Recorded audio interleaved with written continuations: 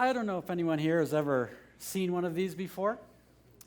This, my friends, is a chocolate-covered sprinkled donut after my daughter is finished with it. There's no more value to be gained here, no more ROI for her, all right? I remember taking this picture. She was about 3. And I remember being sort of overwhelmed by the role of parenthood on this particular day. I mean, I knew I'd have to teach my kids manners and how to ride a bike and how to tie a shoe, but it never occurred to me that I'd have to teach them the proper way to eat a flippin' donut, all right? And then I thought about it. After I took the picture, I realized the donut eating police did not, in fact, break down our door and revoke my daughter's donut eating license for doing it wrong. And I thought, well, maybe this is a rule that doesn't exist, that there's a certain way you're supposed to eat a donut. And if this is a rule that doesn't exist, admittedly a very obscure one, how many more are there? Well, that got me inspired. I started to open my eyes and look around, and I started seeing them everywhere. I eventually wrote a book about 40 of the more common ones. Now, I'm not talking about things like speed limits or tax laws. You should probably follow those. I'm talking about this whole other mess of rules we add to our plate just because, and they do nothing but limit us from living our best lives. So you'd probably recognize many of them. They're things like how you're not supposed to eat dessert first, or how when you go on vacation, you have to see and do everything while you're there, or how you're not supposed to wear white after Labor Day, these sorts of things. Probably the most controversial rule in the entire book, particularly for anyone who has been married for a while. If I were to suggest that tonight, when you go home and it's time for bed and slip into something a little bit more comfortable and slide between those sheets and try something a little bit different tonight, like swap sides of the bed? Oh my gosh, scandalous, right? I have been married for 19 years. Never once did I have a conversation of what side of the bed I'm supposed to sleep on. And yet I've been sleeping on the same side for 19 years. And it's really weird when you check into a hotel, right? Because the bed is on a different wall, clock radio's over there. You need like a compass to figure out, where am I supposed to be? Where's my side, right? So that's the thing about these rules, is that a lot of them just start out as routines. They're things we just kind of start doing, and then after a while, if we don't check them, if we don't analyze them, they can turn into ruts. The other thing is that these rules can come from very well-intentioned sources, from parents and grandparents and first-grade teachers, old philosophers, even young celebrity trendsetters. But the biggest thing we have to be on guard against is a true enemy that really wants us living by these rules that don't exist. And this enemy I call adultitis.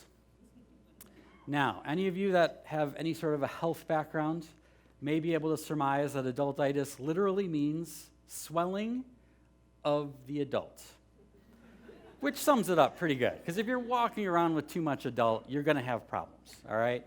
Now, let's get ourselves on the same page, because a lot of people haven't heard about this terrible disease, but it's basically a common condition occurring in people between the ages of 21 and 121, marked by chronic dullness, mild depression, super high stress levels, general fear of change, and in some extreme cases, the inability to smile.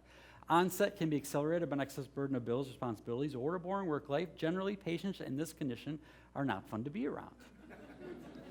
Adultitis wants us to live by rules that don't exist because it does a really good job of making sure that our life sucks, all right?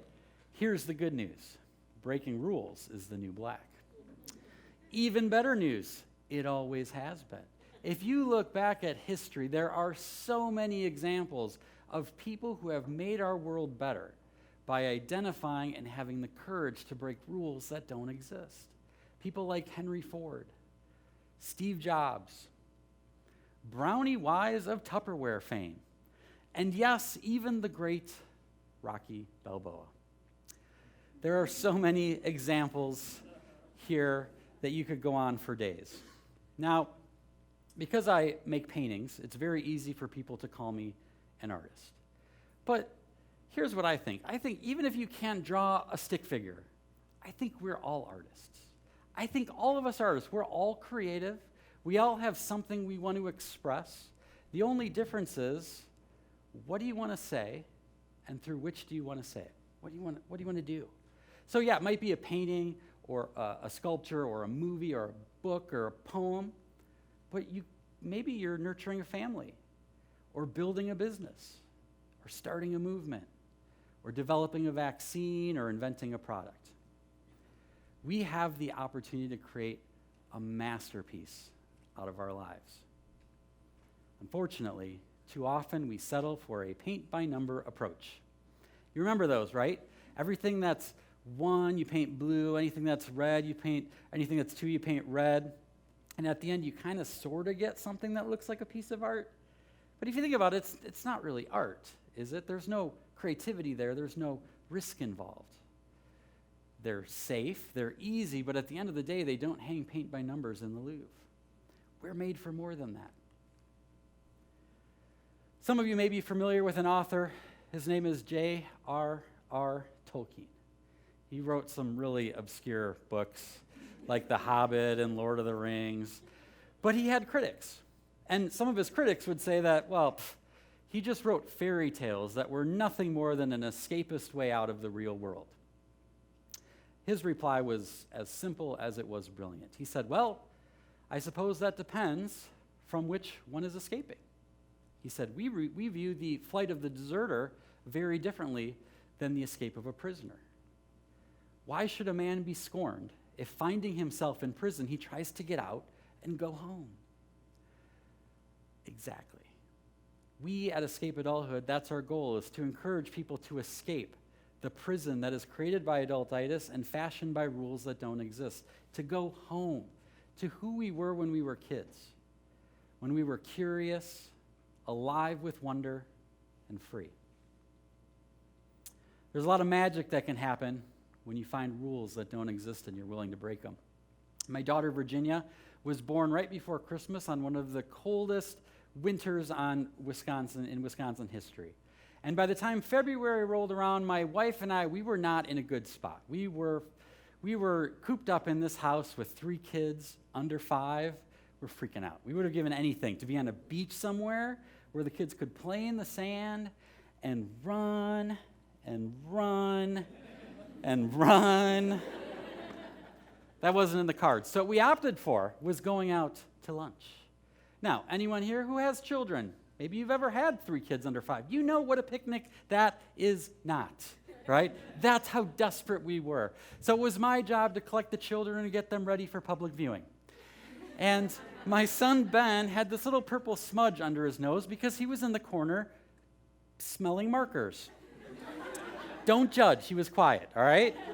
So I was going to do the whole dad thing, just kind of like wipe it off. And my wife observed that, hey, he kind of looks like a little tiny Charlie Chaplin.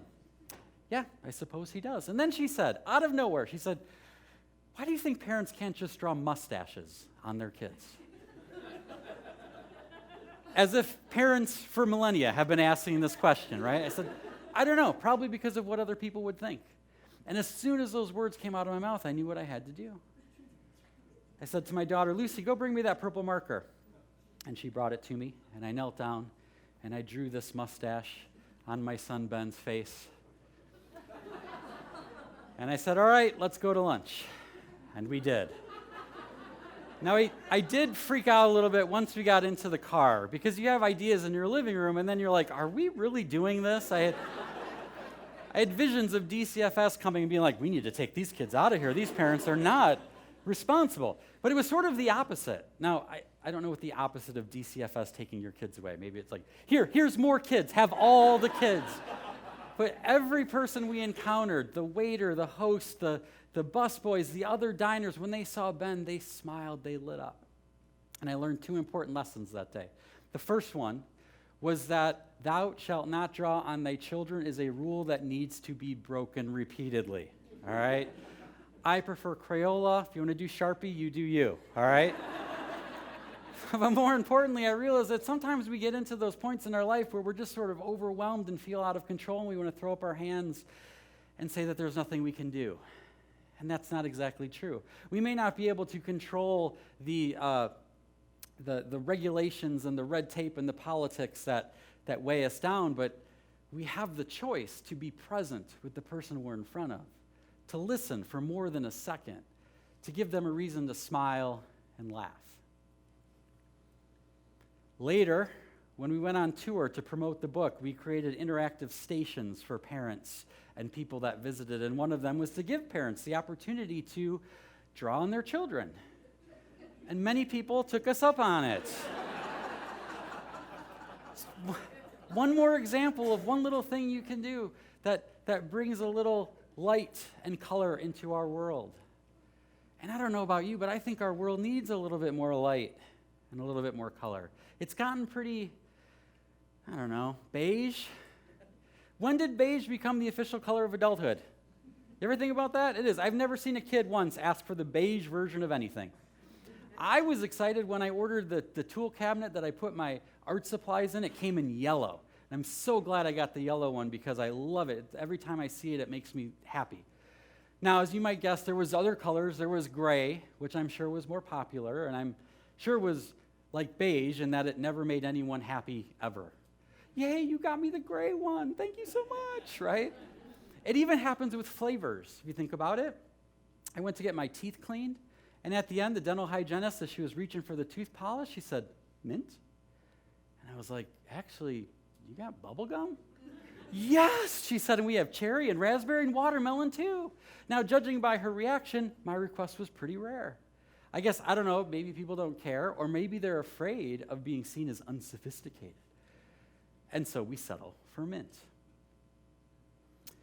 We have the opportunity to create a masterpiece out of our lives. We have the capability of having a box of 64 crayons at our disposal. And it is a tragedy to me that too often we just settle for the wimpy 8-pack.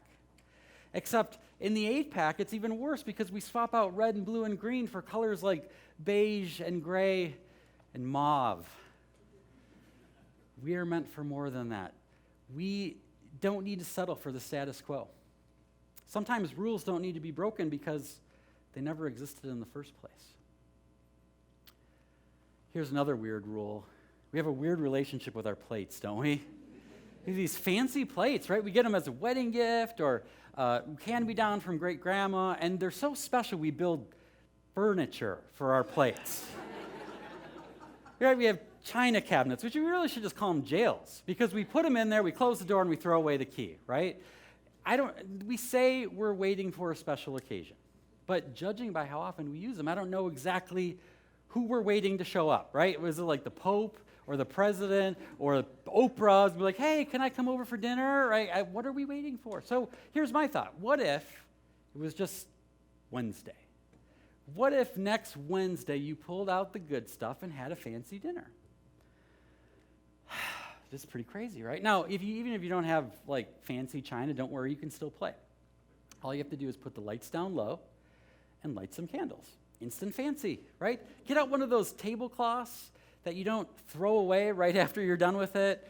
Get some jazz or classical music playing. Find some fresh flowers. It doesn't even have to be fancy food. It could just be milk in wine glasses and macaroni and cheese. I'm telling you, you put macaroni and cheese on a china plate, people are eating it, they're like, oh, this is good. Where did you get this recipe? I'm like, I don't know, Pinterest, I guess. I don't remember, right? Now, this is the point where a lot of you are probably thinking, this is why we can't have men run things, right? He was raised by wolves, apparently. I'm not going to just bring out my good stuff on a random Wednesday. Are you kidding me? These plates are priceless. These are from my great-great-grandmother, and she brought them over on the Titanic. She didn't make it, but the plates did. These are special to me. I'm not just going to risk my kids breaking a plate in 2.7 seconds, right? I'm going to wait for a legitimate special occasion. I hear you. But let me ask you this.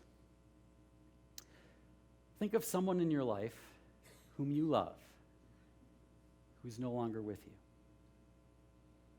A parent, a grandparent, a sibling, a spouse. Wouldn't you give just about anything to have one more dinner with that person? Now tell me that having dinner together with the people you love is not a special occasion. It is, right? If you ask me, I think next Wednesday is the perfect time for your next fancy dinner. Now, I hope by now you have been able to see that how nefarious adultitis is in using these rules that don't exist against us. It wants to trick us into taking for granted the people we care about the most. It wants to rob us of those little everyday moments that bring joy and meaning into our lives. It wants us to settle for less than the masterpiece we deserve. Open your eyes. Look around. Look in your own life. Are you inadvertently living by some rules that don't exist? Are you hesitant about having too much fun at work? Do you take yourself a little bit too seriously?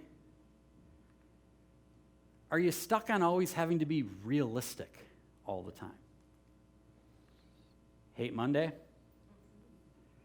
Are you waiting for someone to give you permission before you leap?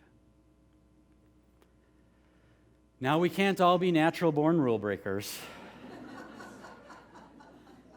I was not. Believe it or not, I wasn't. I grew into this. And I submit my high school sophomore year yearbook picture as Exhibit A. Yeah, those glasses did me no favors, all right? I know that'll shock you. But wherever you are on the spectrum of rebelliousness, promise me that you won't settle for a paint-by-number life. Every once in a while, go outside the lines and make adultitis go running for the hills. And be on guard against anyone who tells you that you're supposed to save your fancy china, that you can't eat dessert first, or that there's a certain way you're supposed to eat a donut. Thank you. God bless you.